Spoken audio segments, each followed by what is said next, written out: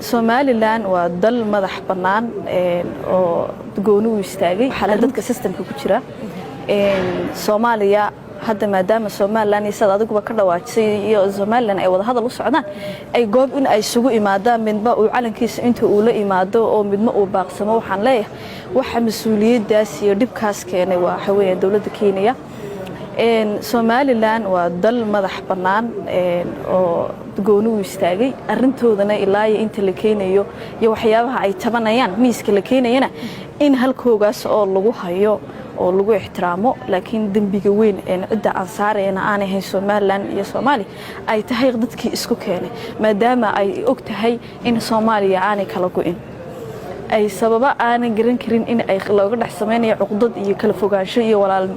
walaalnimadii wax isku soo dhaweynayeen ay tahay waxa dareemayaa inay tahay caqiido waxaan leenahay dawladda Kenya